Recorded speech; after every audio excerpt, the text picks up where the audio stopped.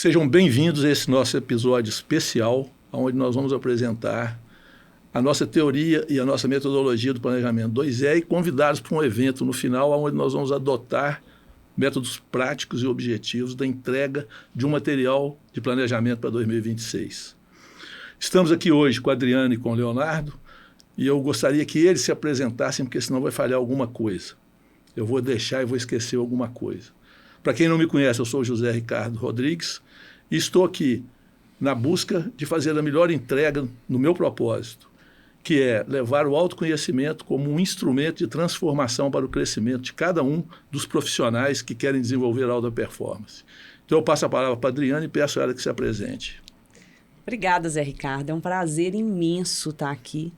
Tenho muita honra de poder participar desse podcast, estar com vocês.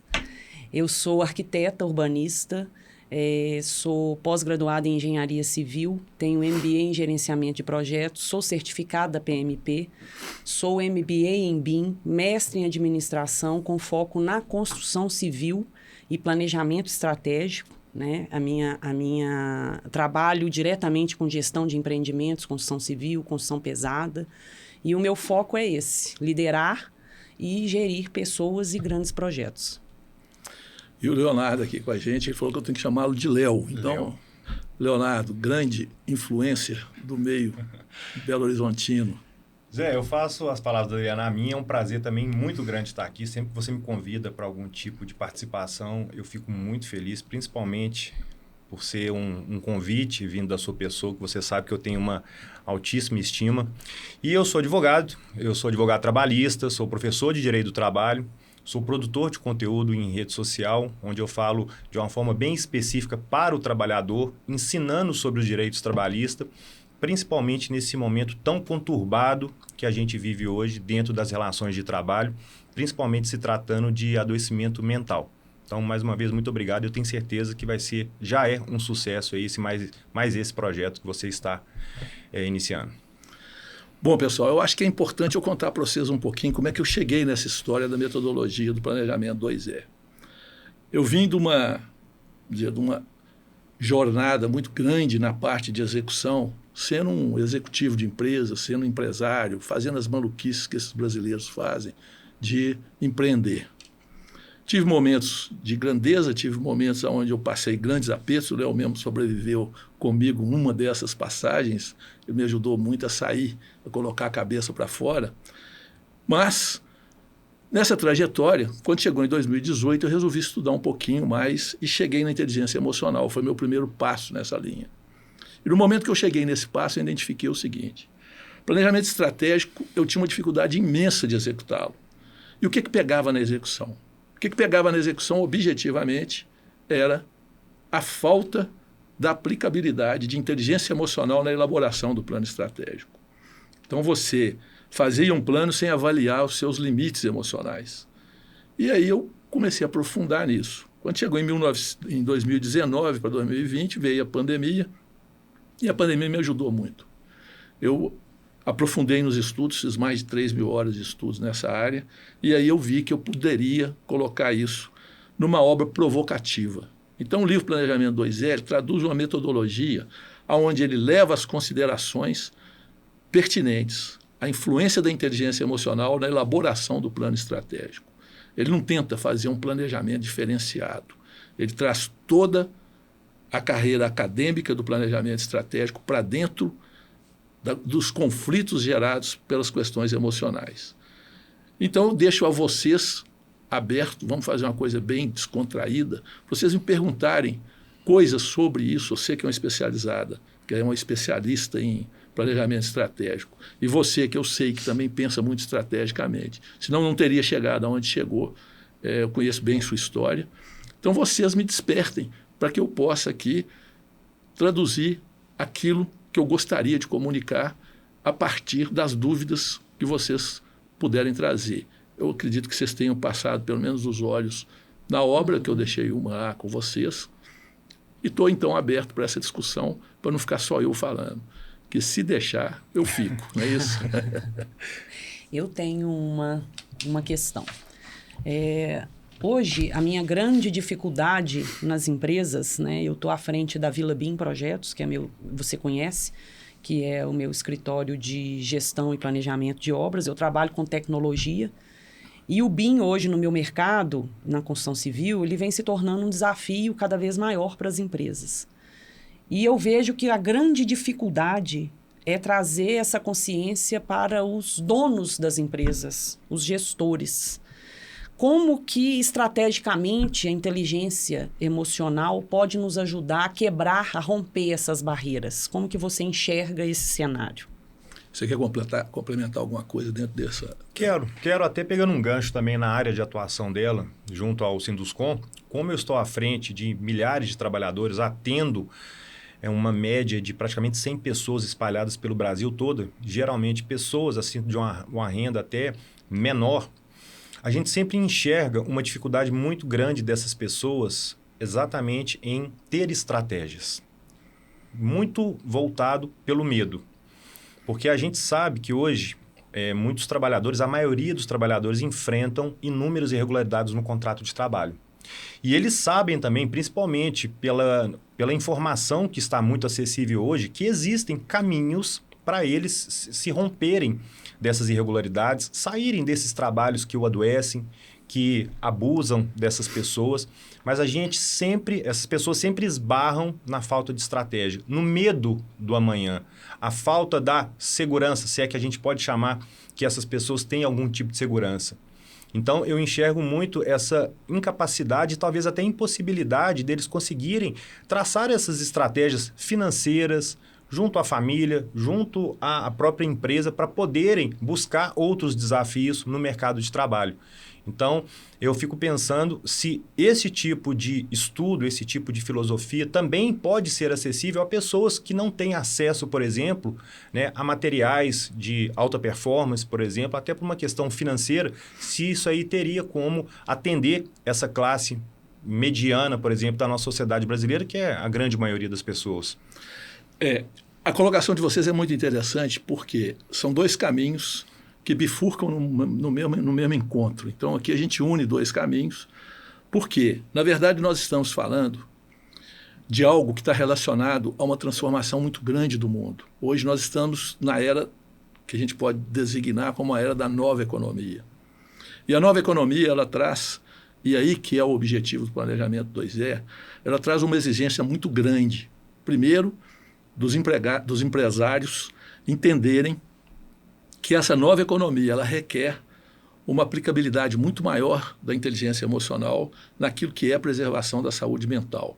A exemplo da NR1 que veio aí, isso é NR1 uma norma, mas na verdade a gente tem que mudar o comportamento. E que já existe há muito tempo. Ela já existe há muito tempo. Então nós temos que mudar o comportamento. Os empresários têm que preocupar em preservar, em construir caminhos que levem aos colaboradores uma estabilidade emocional maior.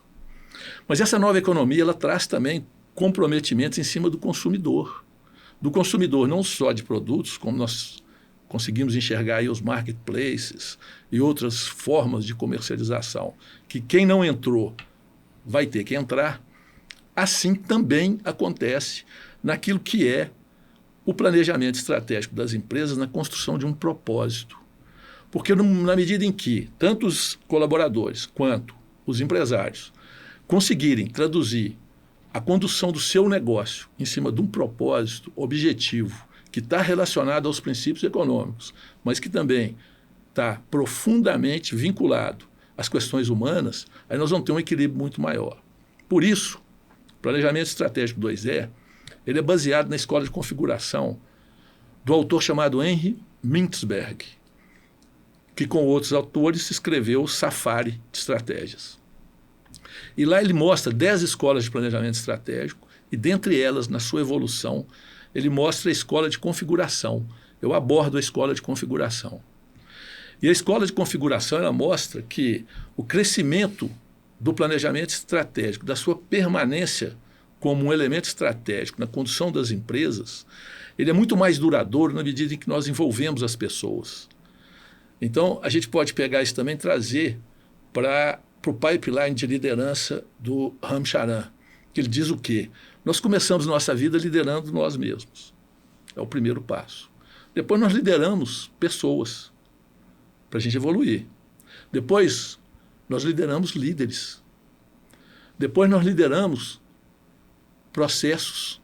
Depois nós lideramos estruturas. E, por fim, nós lideramos organizações. Na medida em que uma pessoa une a escola de configuração de Mintzberg, onde as pessoas são importantes, e entende que ele tem que passar por esses passos, por esse pipeline, para chegar na administração das empresas, das estruturas, ele entende que o principal fator das estruturas hoje não é a IA, são as pessoas. Então, eu acho que com isso eu respondo. E aquilo que você colocou com relação à aplicabilidade do BIM, toda automatização enfrenta resistências, porque toda automatização ela imputa exigências de aprendizado que são muito grandes na elaboração da adoção daquela metodologia. Então, ele procura economizar energia por forças da natureza, e a gente não consegue contrariar isso. Então, é tempo. O tempo é senhor da razão. Existe uma natureza que tem que ser, vamos dizer, tem que ser observada para poder levar, porque eu conheço o BIM, e eu acho que o BIM é realmente uma ferramenta essencial para o desenvolvimento da indústria da construção civil do Brasil e no mundo. Mas eu atribuo um pouco disso que você está falando à falta de conhecimento, sabe, Zé Ricardo? Porque eu vou pegar até um gancho da colocação do Léo, porque a gente acabou trazendo para você dois extremos, né? A hierarquia e a base. Uhum. E tudo que a hierarquia define, independente da empresa, seja a minha área, construção civil, qualquer setor. E eu fiz uma pesquisa dessa, ela foi inédita na construção civil, porque eu queria entender como que os donos das empresas de construção interpretam a gestão dos seus processos de trabalho e como isso reflete nas pessoas. E vai muito de encontro com um livro do Zé Ricardo, que é justamente essa questão do conhecimento, né? Ele está muito relacionado ao conhecimento. E é impressionante como que cada liderado reflete exatamente aquilo que vem da liderança da organização. Exatamente. A base é reflexo da liderança. As mesmas empresas, concorrentes com estratégias diferentes, o mesmo mercado, mas estratégias diferentes. E é impressionante a diferença que eu consegui observar. E por que eu fiz isso? Eu acho importante a gente conhecer o mercado que a gente está inserido e para ver como que a gente vai atuar da melhor forma para entregar resultado. A gente trabalha, o nosso propósito é entregar resultado. Então, quando você fala isso, eu atribuo muito isso ao conhecimento, tanto do topo da cadeia, quanto da base. Eu acho que falta esse conhecimento. E aí vem essa minha questão, como que a gente entrega esse conhecimento estrategicamente? Como que esse planejamento estratégico ele pode nos apoiar para fazer essa entrega? Para a gente romper essa barreira com mais, eu diria, com mais facilidade, sabe? E eu vou até além. Por que, Zé, que os gestores, principalmente os empresários medianos ou grandes, têm essa dificuldade de aprofundar, por exemplo, em investimento em relação a esses estudos que vamos chamar de intangíveis, por exemplo, na concepção deles? Por que não buscar ferramentas, né, de autocrescimento para poder refletir realmente em todos os setores da empresa? Por que eles ficam sempre presos em tecnicismo, coisas que eles conseguem mensurar a curto prazo, por exemplo? O que passa, por exemplo, assim, pela filosofia dessas pessoas em não ter essa busca, né, de autoconhecimento para poder elevar o nível de consciência da empresa como um todo, que obviamente geraria consequências positivas para a empresa como um todo, principalmente na base inferior.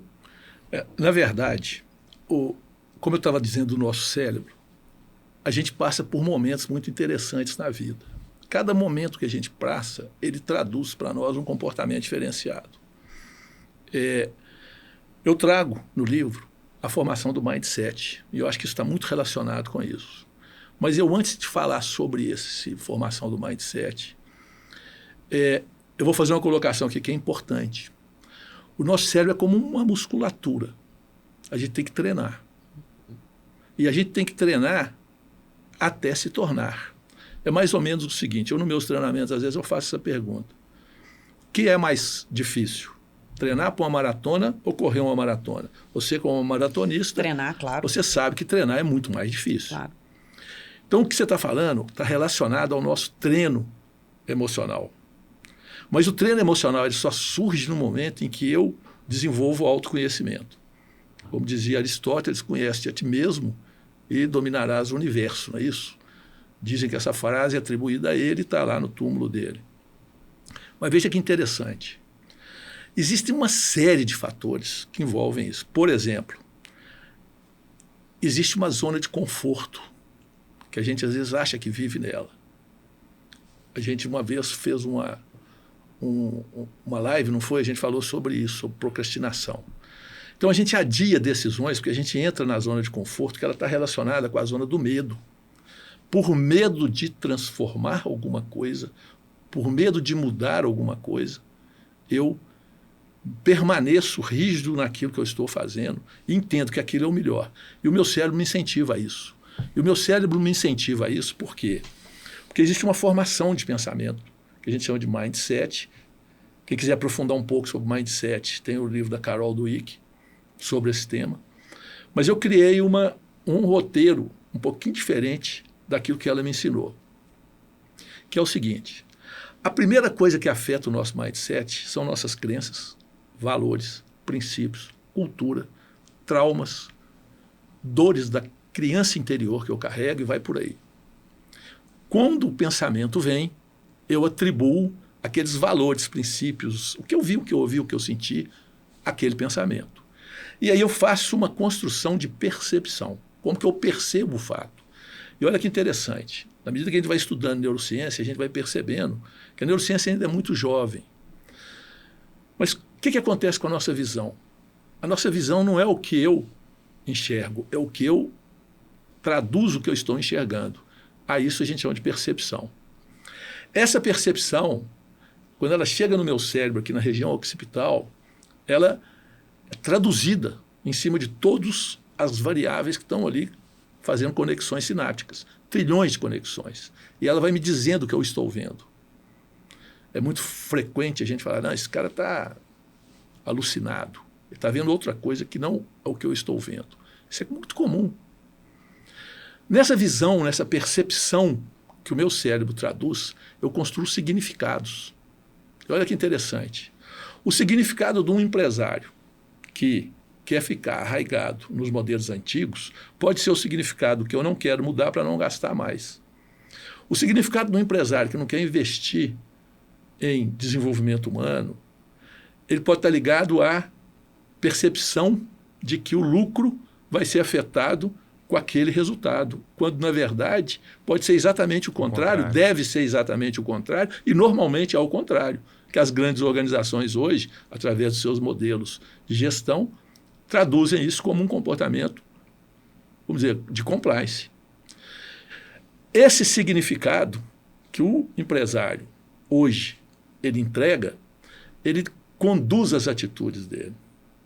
Então, as atitudes formadas por ações, por decisões, por aquilo que vai compreender a entrega, produz o que então? A entrega, o resultado. E esse resultado, ele pode ser sucesso, pode ser fracasso, pode ser certo ou pode ser errado. Só que não existe isso. O que eu faço com o meu resultado é que traduz sucesso ou fracasso.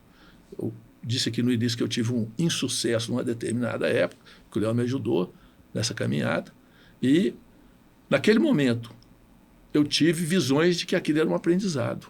E eu construí com aquilo um aprendizado que hoje, na minha idade, eu posso entregar com muita tranquilidade, com muita segurança.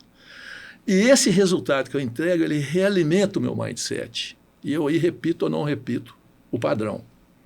Nesse ciclo só tem uma forma da gente alterar esse caminho, tanto da aplicabilidade do BIM, quanto da aplicabilidade da gestão das emoções nas organizações, que é mudar o significado daquilo que o empresariado está dando hoje.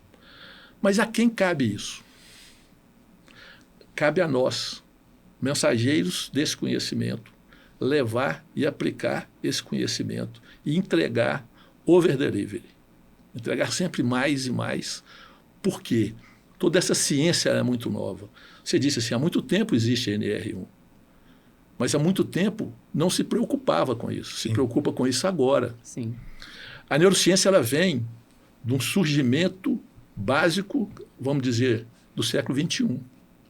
Ela arrastou até 1998, com o surgimento das afirmativas de Daniel Goleman, e ela foi crescendo através de outros autores que, com profundidade, as levaram a desenvolvimentos. E aí entra a tecnologia. A tecnologia, a nova economia ligada à tecnologia, está totalmente ligada à possibilidade das leituras dos nossos comportamentos. E aí a gente consegue identificar novas construções. E essas novas construções levam a novos resultados. Por quê? Porque elas ressignificam aquilo. Essa fase de transformação, então, é normal. Cabe a nós, agora, com esse conhecimento. E aí eu recomendo. Meu livro é provocativo, eu não vou ensinar ninguém a planejar, mas eu vou dizer, ao planejar, preocupe com isso. É aprofundar um pouco no autoconhecimento. Não sei se eu respondo aquilo que vocês me perguntaram. Sim. Ô Zé, eu vou até fazer uma provocação. Eu estava pensando numa situação que você falou, que o nosso cérebro é reativo à nossa bagagem que a gente carrega desde quando a gente nasce, né? Em relação à crença, valores, traumas. E a gente vê muito se falar da ambiência. Você entende que a mudança da ambiência é necessária ou você acha que isso aí poderia ser superado se houvesse essa busca aí por um autoconhecimento? Você quer complementar alguma coisa? Eu quero trazer um gancho disso aí, porque isso é interessante. Eu estava pensando justamente nisso, porque as empresas, o que eu percebo hoje, a gente está vivendo em ambiente de profunda transformação, né? Hoje tudo é IA. Antes da gente começar a nossa fala aqui, a gente estava falando justamente da IA, né? E dos desafios. E todo mundo esquece que para chegar até um nível de IA, você tem que ter esse preparo, esse conhecimento, e ela não é a solução, e ela não vai substituir ninguém, né? Então, assim, existe muita como que eu posso dizer? Existe muita provocação a respeito desse tema no nosso mercado. E eu percebo que existe uma certa resistência dentro das organizações de mudar o seu ambiente, o seu processo, em função de qualquer transformação que possa vir. Então, isso é uma grande barreira. E para você admitir essa mudança, para você receber essa mudança que ela está aí, né? A gente está vivendo em ambientes de transformação, precisa acontecer essa flexibilidade, essa abertura à mudança.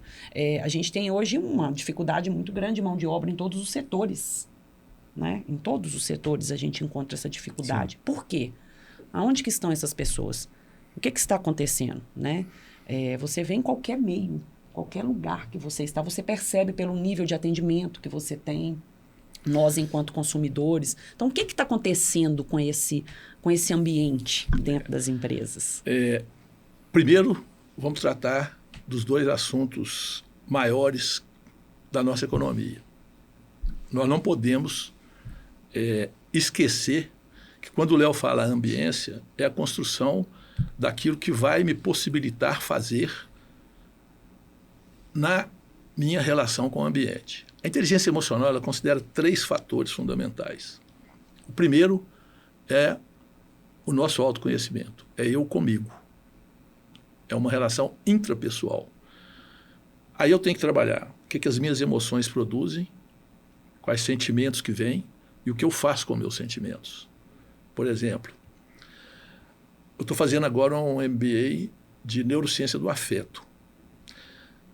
E neurociência do afeto nasce da ideia e do aprofundamento desse assunto de um autor chamado Antônio Damasio, que ele escreveu um livro chamado O Erro de Descartes, que ele diz o seguinte, não é penso, logo existo, é sinto, logo existo. Porque é o que eu faço com os meus sentimentos é que me faz existir. Então, veja bem, para mim não me perder no raciocínio. Essa questão da ambiência, ela passa pelo que eu sinto na minha presença e no meu envolvimento e no meu dia a dia, no meu ambiente. Então, vamos supor que nós temos aqui 2 casos específicos. Primeiro, a ambiência voltada para o colaborador e a ambiência voltada para a tecnologia, porque aí nós entramos com a IA. A IA hoje, eu recebi um artigo ontem, inclusive, Eu tive dificuldade de ler, eu pus na IA para traduzir para mim, porque eu queria entender melhor e tinha muitos termos técnicos, que mostra que a IA já está recebendo inputs das leituras de eletrodos colocados no cérebro com relação aos sentimentos, para que ela possa construir reações energéticas, elétricas, porque o nosso cérebro é movido por uma eletricidade, né? Ela é alimentada pela nossa, vamos dizer, pelo nosso açúcar, vamos chamar assim, e movida pelas nossas conexões sinápticas, que são reações elétricas, que os nossos neurotransmissores, eles são transmissores, agem. Olha que interessante. Então, o que acontece com isso? No momento em que nós temos uma necessidade com a gente mesmo, a gente tem que se autoconhecer. O segundo fator da inteligência emocional é a nossa relação com o próximo. Na medida em que eu, como empresário, ou eu, como decisor de tecnologia, só penso no resultado imediato e não preocupo estrategicamente, eu saio do nível estratégico e entro no nível tático ou operacional.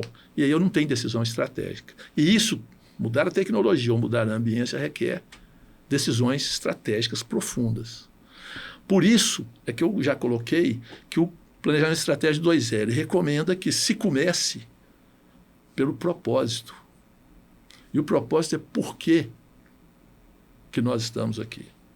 Por que nós fazemos o que nós fazemos? O meu propósito é levar autoconhecimento para provocar transformação na busca da plenitude da vida daquelas pessoas que se relacionarem comigo.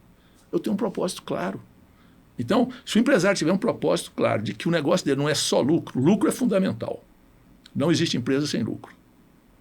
Porém, o lucro pode estar relacionado com um propósito muito maior. E aí cabe a eles criar esse ambiente onde todas as pessoas puxam para a mesma direção. A questão é física. Forças na mesma direção e sentido se somam.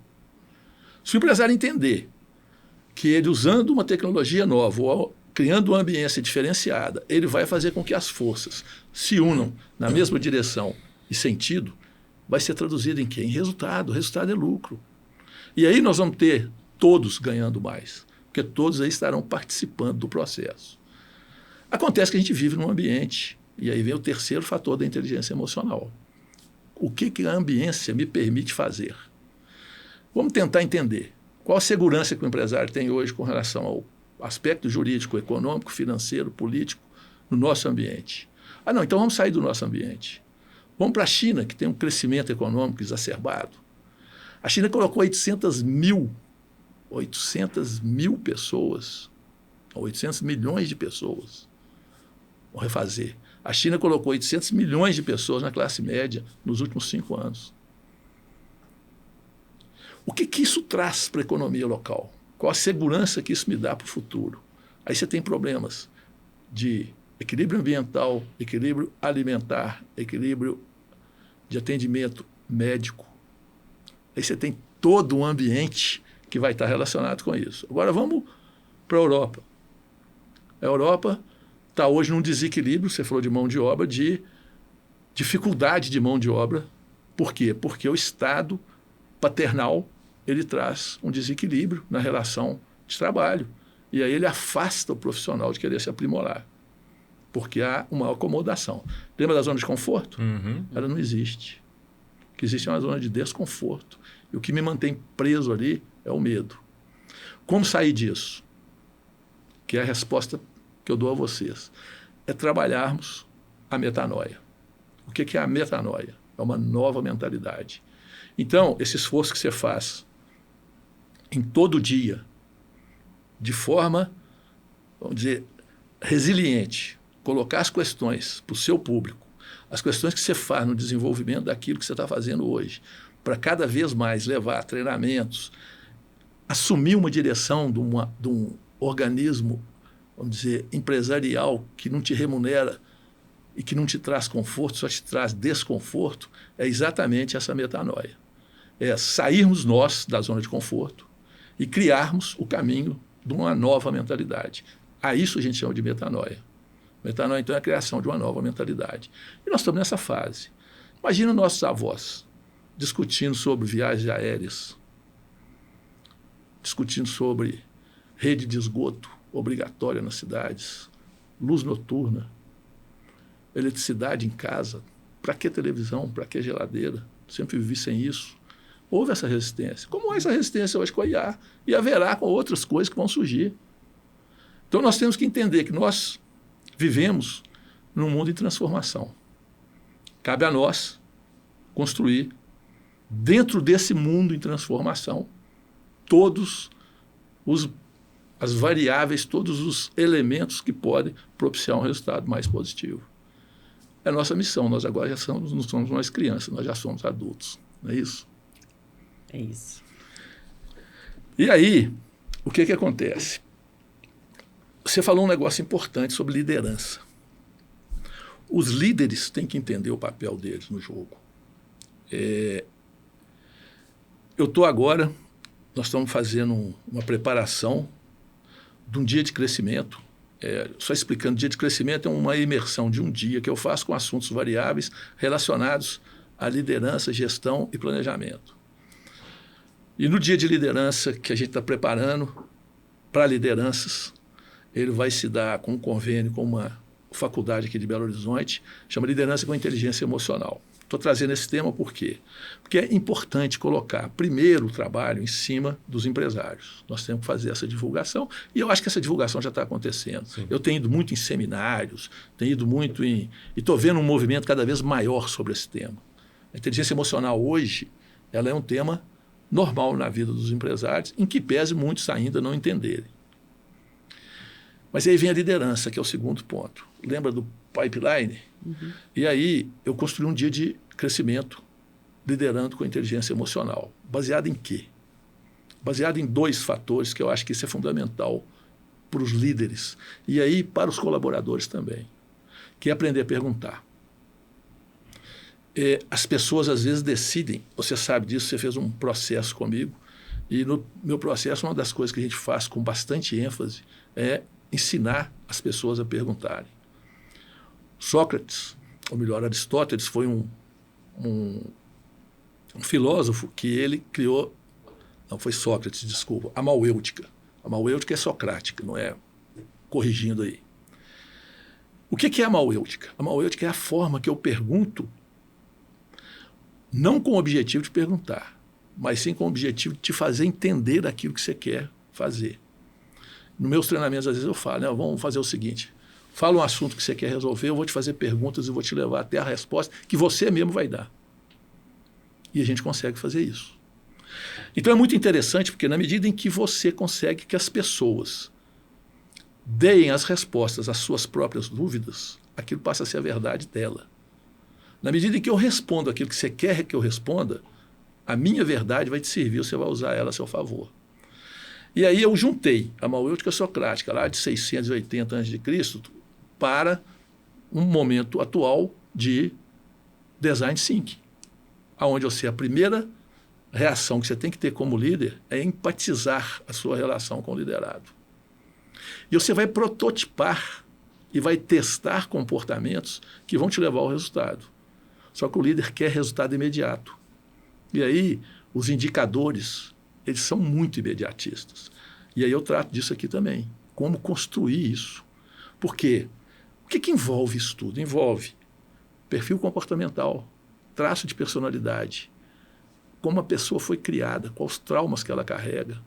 Imagina assim, nós temos uma criança interior que ela tem que ter uma subsistência forte de 0 a 6 meses com nutrição. Faltou a nutrição naquela fase, eu hoje posso estar totalmente afetado por aquele sentimento de perda e de rejeição naquela fase da minha vida. Eu tratei pessoas que tiveram problemas entre 1 e 6 meses e que isso empresarialmente afetava a empresa dela. Então, assim, existem muitas variáveis que a gente não consegue administrar. E essa junção, então, e aí é o que eu conclamo hoje, é trazer os líderes para desenvolver agora a segunda camada. Agora imagina o seguinte, quantos líderes vocês acham que existem no Brasil? Só gerentes de primeiro e segundo escalão. Nossa. Milhões. É mais de 20 milhões. Isso em estudos aprofundados da minha parte. Então, nós hoje temos entre 15 e 23 milhões de líderes no Brasil. Nós estamos falando que nós estamos trabalhando essa massa. Mas essa massa está coberta por cerca de 3 milhões de empresários, sendo que 92% desses empresários são MEI, são pequenas empresas. São empresas que não têm todo o recurso do mundo, o cara depende daquilo para a subsistência dele. Então, nós temos que ter paciência com isso. É um trabalho de martelinho. Água, pedra, não é que a água mole em pedra dura, tanto bate até que fura. Nós temos que fazer esse trabalho itinerante, esse trabalho de levar essa conversa para todos aqueles que se interessarem e que quiserem adotar. Espero que eu respondi essa pergunta de vocês com relação a essa dicotomia que nós estamos vivendo. Sim. Ô Zé, e uma questão que me veio aqui também, muito se fala da geração Z, né? Sim. Só que eu acho que não tem como a gente deixar de identificar o tanto de lição que essa geração Z trouxe para a gente, o tanto de reflexão que essa geração tem trazido, principalmente na área voltada para o adoecimento, para a área voltada para a qualidade de vida, para a área voltada de uma condição plena de felicidade. O que você acha que a gente pode realmente extrair de aprendizado dessa geração e onde que estão as falhas e como corrigir as falhas, se é que dá tempo ainda de corrigir o que está acontecendo com essa geração que foi estereotipada como uma geração que não quer trabalhar, que não quer ter responsabilidade, que não quer trazer qualquer tipo de valor ou de crescimento para a sociedade, porque eles que vão assumir o Brasil, né, o papel econômico da nossa nação. O que você acha que a gente pode trabalhar e trazer de reflexão sobre isso? E hoje a gente já sente um reflexo disso, né? Eu trabalho muito desenvolvendo pessoas e equipes na minha área. E conseguir profissionais para você capacitar, eu falo das faculdades. As próprias faculdades, elas já não estão conseguindo entregar no nosso mercado da construção. Qual que é o reflexo? Eu vejo que o reflexo disso no futuro não é algo que vai ser talvez produtivo. É algo que a gente tem que trabalhar e repensar até os modelos de negócio e de trabalho, né? Mas como que a gente pode enxergar isso hoje para, estrategicamente, a gente trabalhar essa entrega futura? Eu tive no seminário, há umas semanas atrás, sobre o equity. Eu acho que ilustra bem o que eu vou falar aqui. Esse seminário teve uma palestra que foi feita por um jovem de 26 anos, chamado Theo Braga. Ele tem uma empresa chamada SME, que fatura 50 milhões de reais por ano. Ele começou com 18 anos. É um verdadeiro representante da geração Z, na idade, mas num comportamento totalmente adverso. E aí nós encontramos diversos influencers, diversas pessoas que estão na mídia digital, que estão desenvolvendo produtos no mundo inteiro, dentro da geração Z. Mas aí o que acontece? Que a gente rotulou a geração Z com esse espectro. Acontece que a educação recebida por essa geração Z nem sempre foi uma educação de que trabalho é essencial. E aí as pessoas querem uma escala de negócios que o torne rico em curto prazo. E o que acontece com o nosso cenário da nova economia? Consumir é muito fácil. Não tem dinheiro que chega. Se você quiser trabalhar, ganhar, e você vai conseguir gastar seu dinheiro todo. É só apertar um botãozinho, entrar na internet e ali está tudo ali a seu dispor. Não é isso? Então, o ganho fácil, primeiro, atrai algumas pessoas que com talento conseguem ter, que servem de espelho para outros que, sem o talento, sem o dom, querem desenvolver o resultado. Nós não temos como controlar isso. Hoje eu encontrei com um médico vizinho meu, no elevador, e ele falou assim, trabalhando cedo, hein? Eu falei assim, a nossa geração gosta de trabalhar, né? Aí ele falou assim, pois é, essa moçada hoje não quer trabalhar, né? Eu estou com uma dificuldade danada. Se você souber, inclusive, de alguém que queira trabalhar, eu estou precisando de um motorista. Eu falei com ele, não, tudo bem, eu falo com você, mas eu vou arrumar um mais velho para você. E rimos ali e tal. É um fenômeno. Mas tem muito representante da geração Z que gosta de trabalhar. Eu acho que a gente teve a oportunidade uma vez de falar sobre isso. Eu acho que os pais são muito responsáveis por essa acomodação de que, se você não ganhar, eu te sustento. Nós tivemos esse comportamento. A minha filha começou a trabalhar com 16 anos.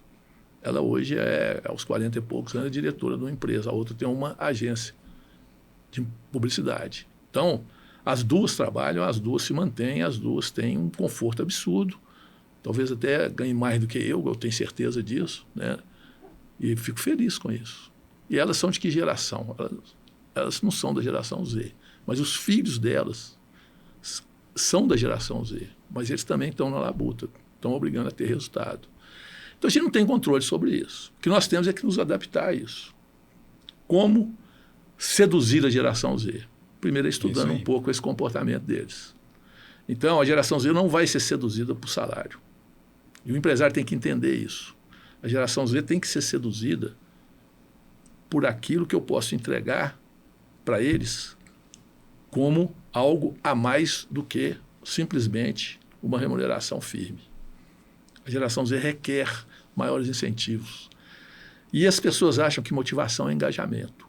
Então, todos aqueles que tiverem essa dificuldade têm que criar, de forma inteligente, um conceito de que motivação é engajamento. Tem que engajar as pessoas no seu propósito. Aí entra um planejamento com propósito. Na medida em que você coloca o seu colaborador, você coloca o seu cliente em cima do seu propósito, o encontro com sua entrega é muito maior. Então eu vejo assim, entendeu, Léo? Uhum. Mas que tem o problema, é um fenômeno, não tem dúvida. Não sei se isso é um dado, não sei quantificar esse dado, mas a análise de QI de gerações a gerações indicou que essa geração Z é a primeira geração com QI um pouco inferior do que a geração anterior. Todas as gerações anteriores, elas sucederam uma elevação da capacidade intelectual, que é, dentro do princípio darwiniano, que é a evolução da espécie. Então, nós podemos estar entrando e entendendo esse fenômeno agora, se não tiver uma recuperação, como uma queda dessa evolução, e aí a queda dessa evolução é um recrudescimento. E o que você falou, Zé, é comprovado estatisticamente. Em 2023, salvo o melhor juízo, eu tive acesso a um estudo, não sei se foi da Fundação Carlos Chagas. Eles ouviram 100 mil pessoas na idade entre 20 e 25 anos sobre o motivo dessas pessoas terem pedido demissão. E listaram 3 opções: ambiente de trabalho, salário e jornada de trabalho. 77% atribuíram pedidos de demissão, ou seja, aquela saída do emprego motivado pela vontade do empregado, pelo ambiente de trabalho. Então, assim, não foi levado em consideração, ou seja, 77 mil pessoas dessas 100 ouvidas atribuíram aquela insatisfação por conta do ambiente de trabalho. Não foi um salário ruim, não foi uma jornada de trabalho exaustiva. Foi o quê? Tratamento. Foi o quê? Falta de liderança. O que eu atribuo como uma espécie de dificuldade na liderança que essas pessoas ali foram submetidas. Deixa eu juntar um dado com esse. Stanford fez uma pesquisa sobre o que levava as pessoas a terem satisfação no trabalho. Em torno de 70 mil pessoas, nos quais 83% responderam que foi a falta de sentido. E falta de sentido é falta do entendimento de um propósito. Por que eu faço isso? Olha quão profundo a gente vai... Então não é o que eu faço e nem como eu faço. É por que eu faço isso. E eles, sem entenderem o porquê que eles faziam aquilo, eles tinham uma insatisfação muito grande. Eu apresento isso.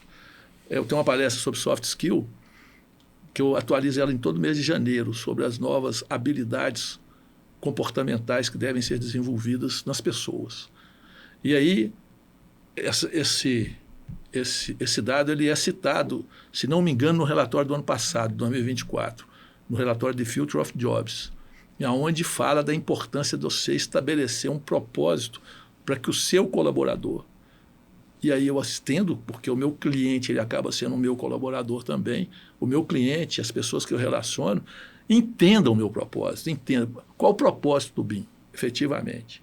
Você, ao levar o treinamento, você está levando sob a ótica técnica ou você está incorporando na ótica técnica o propósito? Porque isso é o planejamento estratégico. O planejamento estratégico acadêmico, ele faz com que você tenha cenário, objetivo estratégico, não é?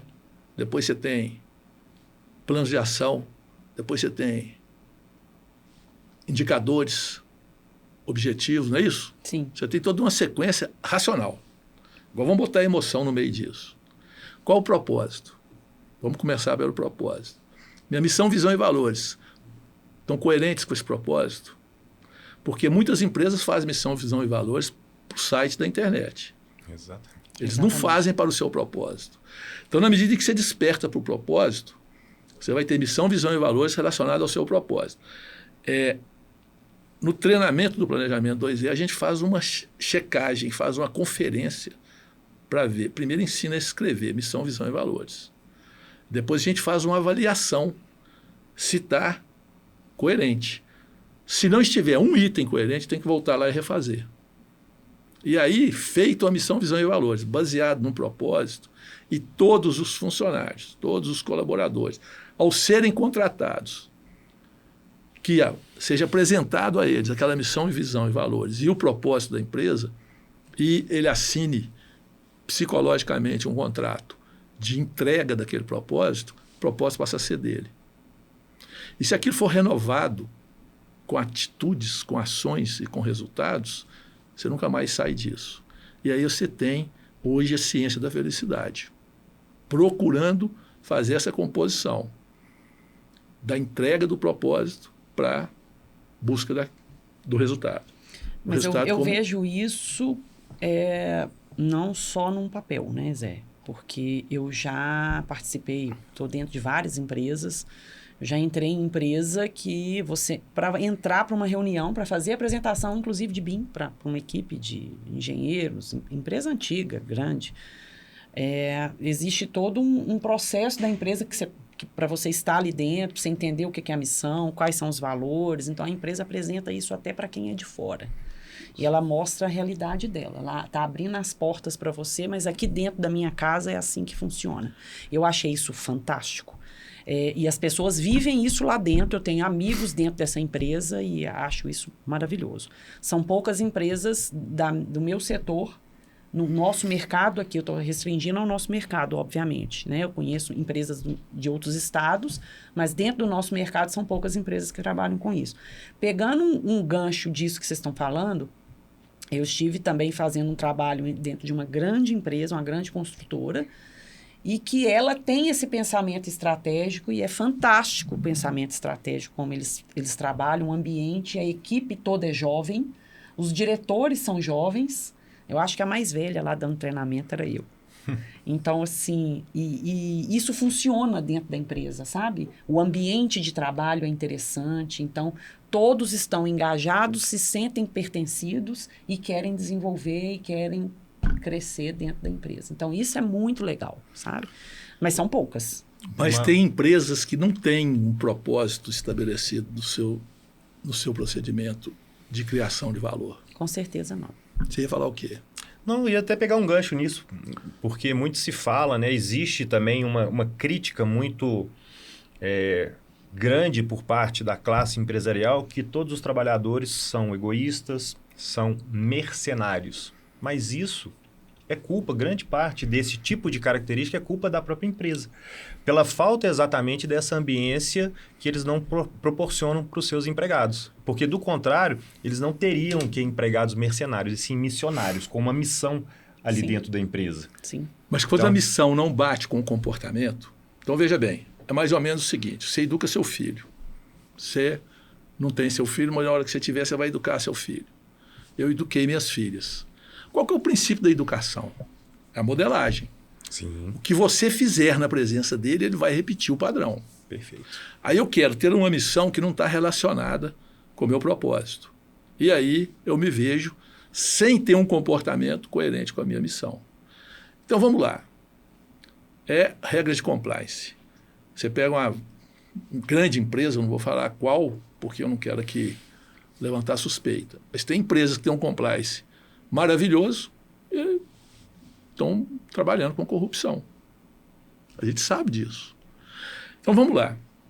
Eu, por exemplo, não acredito em missão que esteja assim, começa assim, ser referência em...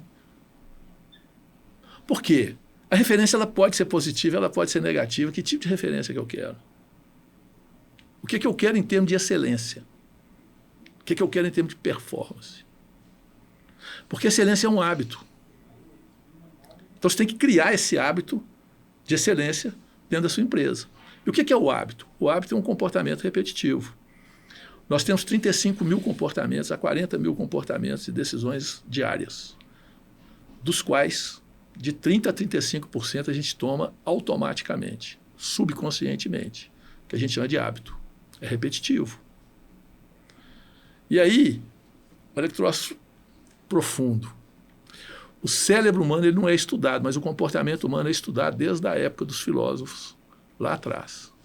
E aí nós temos um livro que foi escrito por Aristóteles chamado Ética Nicômaro. O filho dele era Nicômaro e o pai era Nicômaro. Então eles não sabem se foi para o pai ou para o filho. E lá ele fala em virtudes e ele fala em vícios, relacionando os dois com hábitos. Então ele tem hábitos bons, são virtudes, hábitos ruins são vícios. E hábitos neutros é o estabelecimento do não resultado. Aquilo que eu me acomodo, aquilo que eu seguro dentro da minha comodidade, que eu não quero um hábito para me ter esforço adicional. E que está hoje identificado, que está aqui dentro do nosso subconsciente, na busca da economia de energia, porque eu preciso dessa energia primitivamente, no meu desenvolvimento como ser. Eu precisava da energia para sobreviver. Eu caçava, eu plantava, eu não ia no supermercado. Então eu precisava de energia. Meu cérebro, então, faz com que eu preserve o meu ser. Eu tenho que economizar energia. E olha que troço doido isso, porque uma coisa leva a outra. E esse ciclo a gente entra nele de forma, vamos dizer, recorrente. A gente continua nesse ciclo. Então, tem que sair desse ciclo. E isso é que a gente tem que pensar. Se o colaborador tem que ser missionário, como você disse, como a missão é uma missão boa que todo mundo segue, ela tem que estar ligada a um propósito. O que é um propósito? O propósito é o que dá sentido, é o porquê. Então você tem, dentro da teoria do Simon Sinek, ele diz, ele chama de círculo dourado, aonde você tem o como permeia o que eu estou fazendo, o que é a segunda camada, mas o cerne daquilo que eu faço está ligado ao porquê. Então ele mostra, por exemplo, que as grandes organizações cresceram porque elas entregavam propósito. Elas não entregavam produto. Assim a Apple. É propósito. E as empresas que não entregaram propósito tiveram um processo de ruína. Que começaram a entregar o produto, o que eles entregavam, ou como eles entregavam. O que e o como tem valor, mas o cerne do círculo dourado, de todos os seres humanos e de todas as organizações, é o porquê que eu estou fazendo. Muito interessante isso. E aí eu quero passar para um assunto novo agora. Né? Nós estamos avançando e eu queria que você falasse um pouco do dia de crescimento que você participou, eu explicando para o pessoal aqui o que é o dia de crescimento. Nós vamos fazer no dia 12 de novembro um dia de crescimento, chamado Metas e Planos de Ação com Inteligência Emocional. Metade do dia a gente nivela conceitos sobre inteligência emocional, inteligência social e neurociência do comportamento, mostrando o que afeta as minhas escolhas. E depois, na outra metade do dia, nessa imersão, a gente exercita de forma contundente a busca do principal objetivo que a gente quer ter para construir, então, um plano de ação. Então, a gente cria um objetivo, cria metas. Vamos falar lá. Objetivos é aquilo que eu construo para buscar o meu sonho. Tem mais de um objetivo para cada sonho. Para cada objetivo, eu tenho metas. Então, eu tenho metas para cada objetivo. E tem geralmente mais de uma meta. Para cada meta, eu tenho várias ações. Olha o organograma. A cada ação, eu vou ter que ter uma atitude. O plano de ação com a inteligência emocional é entender o que é mais importante na minha construção para o próximo ano. Escolher uma e ter uma forma de escolher que é interessantíssimo. Você chega a uma meta que representa 64% da sua busca pela felicidade. E aí, de forma tranquila, sair com um plano de ação escrito, com pelo menos 3 atitudes que você tem que ter que te conduz àquela meta. Mas mais do que isso, no dia de crescimento, você vai aprender a construir um plano de ação. E daí para frente você constrói para qualquer objetivo, para qualquer meta, para qualquer plano de ação, para qualquer resultado que você queira obter. Você esteve conosco de 2025, né? O que você achou e como é que você se sentiu com relação a isso? Eu sou super suspeita para falar, né? Ótimo. Porque eu sou uma profunda admiradora sua. E você é um cara que contribuiu muito para o meu crescimento e meu desenvolvimento enquanto pessoa e profissional. E conhecendo o seu trabalho, eu comecei a participar desses seus encontros, desses seus cursos, não sei como que a gente pode chamar isso, né? Imersão, dia de crescimento. Essa imersão, né? E eu participei de alguns, né? Infelizmente, eu perdi aí uns 2 esse ano, devido a agendas que não bateram. Eu gosto sempre de estar presente nesses eventos do Zé Ricardo, porque ele te mostra, ele consegue trazer para você conceitos que nós sabemos, mas não sabemos como usar. Eu acho que o mais interessante para mim, Adriana, o que é mais transformador para mim nesses eventos foi essa construção do meu pensamento, das minhas rotinas, daquilo que eu quero alcançar de forma estratégica. Então, isso contribuiu muito para a minha vida pessoal e profissional. A ponto de me trazer uma tranquilidade no meu momento de decisão, em momentos de dificuldades que a gente encontra, de conflitos, das pessoas me observarem e dizer para mim como que você mudou, como que você está mais tranquila até na sua forma de falar.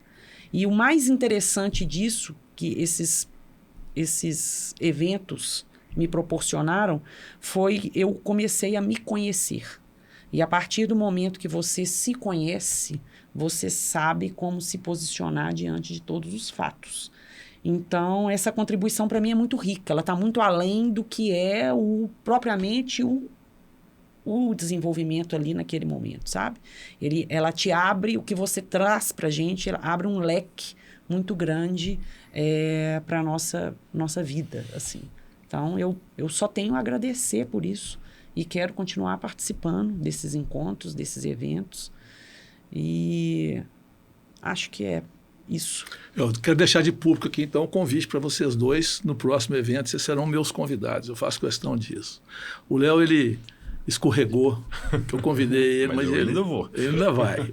Mas é muito legal. E aí, Léo? Esse network também é muito bacana, né? O dia de crescimento é um negócio interessante, realmente. É um negócio que transforma, as pessoas não saem igual entraram. Eu já estou no 8º tema, então cada tema a gente avança e cada tema a gente fica mais fascinado. Desses temas, às vezes, surgem... Por exemplo, eu tenho um tema que é hábitos de alta performance, que vai virar um livro. Eu tenho um que é metodologia de venda com inteligência emocional, que virou, e vocês participaram desse livro comigo, que vai sair em outubro. Então, assim, esses dias de crescimento, eles também são usados para o meu crescimento, sabe? Eu acho isso muito bom, porque isso me faz aprimorar essas entregas que eu procuro dentro daquilo que é a essência do meu propósito. Eu ouvi isso. Isso me engrandece muito. Houve uma transformação, houve uma mudança. E a mudança, Léo, a mudança é muito interessante, porque a mudança é um ciclo muito interessante. Ela passa 3 partes. A primeira parte da mudança é você decidir mudar.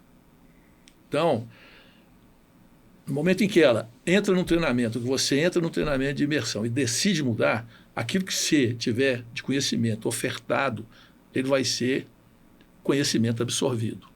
Porque senão você vai ficar ali, vai olhar para o teto e vai sair sem nenhum conteúdo a mais. Então, eu convido as pessoas no dia de crescimento a virem comigo. A jornada é nossa, porque eu também aprendo. O segundo ponto da mudança é a gente entender quais hábitos a gente deve mudar. Porque dentro daquele conceito de que hábitos são virtudes ou vícios, o hábito ele tem 5. O vício tem 5 níveis. Tem um vício químico, que esse a gente conhece qual que é, mas tem um vício emocional, tem um vício comportamental, Olha que troço interessante. E aí surgem mais 2 vícios que são, eu diria, cabeludos, né? Que é o vício espiritual, aonde eu atribuo à espiritualidade tudo que me acontece e eu não consigo fazer mudanças e eu fico viciado naquele padrão. E hoje você tem o vício digital. Então, os hábitos ruins, hoje, eles passam por 5 níveis que a gente tem que buscar o equilíbrio. Eu trabalho com objetividade muito essa questão da formação de novos hábitos. Então, vamos lá. O primeiro é você decidir que você tem que estar num dia de crescimento para poder mudar. Chega, não quero mais, eu quero fazer alguma coisa diferente. O segundo é você entender que tem hábitos ali que quando você tiver, você vai ter que mudar o comportamento. E o terceiro, que é o mais importante de todos, é que a gente às vezes fala assim, eu vou mudar para ser outra pessoa. A gente não fala isso? Não existe isso. A gente só muda na medida em que a gente está buscando a nós mesmos. Então, por exemplo, eu mudei da engenharia para esse trabalho e me encontrei nele. Então, eu estava trabalhando com o meu cognitivo, com o meu racional e deixando de entregar o meu emocional com muita ênfase. E na medida em que eu fui e encontrei comigo mesmo, eu consegui fazer boas entregas. Então, essas entregas, elas são buscadas nisso. Eu acho que esse depoimento dela, a gente não combinou nada. Foi aqui, você nem sabia que eu ia falar sobre esse tema aqui, né? Ele é bem autêntico, bem verdadeiro. Eu acho isso muito bacana, porque é isso que eu busco, né? E te convido a estar com a gente no dia 12. É uma quarta-feira. Nós vamos estar lá no Hotel Daihel, de 8 às 18h30. E aí, quero colocar aberto agora mais alguma coisa que vocês queiram falar.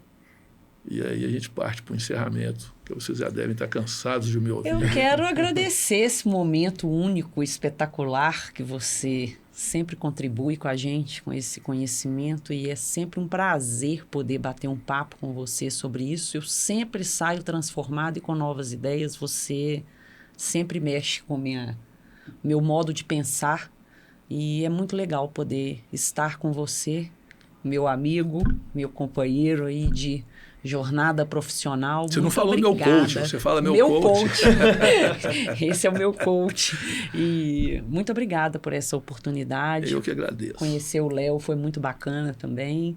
Eu acho que esse network, tudo isso que você traz pra gente, essa entrega sua, ela tá muito além desse treinamento e desse seu objetivo. Eu acho que é muito maior. Muito obrigado. Obrigado a você. Zé, mais uma vez, eu que agradeço. Quando eu vejo mensagem do Zé Ricardo ali no meu WhatsApp, eu sei que vem coisa boa por ali. Eu, infelizmente, não fui por uma falta de vontade, foi por dificuldade de agenda que eu não consegui realmente participar. Vou imprimir esforço para poder estar presente com você no dia 12. E, como ela falou, na hora que você está falando, eu não sei se eu ouço ou se eu presto atenção na minha cabeça, porque é tanto insight, é tanta coisa que a sua fala provoca pelo menos na minha cabeça, eu tenho certeza de todas as pessoas que estão sendo mentoradas por você, que o aprendizado, ele é realmente contínuo. Mais uma vez, muito obrigado. Continue contando comigo sempre para poder estar caminhando com você aí em tudo que você precisar. Obrigado mais uma vez. Na verdade, eu que tenho que agradecer a vocês, porque, como eu disse, eu sou um usuário do conhecimento. Então, aquilo que vocês me permitem com as perguntas, com as provocações, me permitem a pensar. E ao pensar, eu construo, então, novos significados daquele resultado que eu quero entregar. Eu quero convidar a nossa audiência a entrar na Amazon, comprar o livro, e já tem algumas livrarias daqui de São Paulo que já tem, e estou considerando, então, esse lançamento do livro como o primeiro de muitos que virão. Ok, pessoal? Então, esse foi mais um episódio onde eu conto com vocês, me seguindo na minha rede, José Ricardo Rod 2, e dali partem todo dia novidades e assuntos relacionados com inteligência emocional, inteligência comportamental e neurociência do comportamento. E eu gostaria de dizer para vocês mais, compareçam ao Dia do Crescimento, façam essa experiência, porque essa experiência é única. E eu conto com vocês, espero vocês lá. Um grande abraço.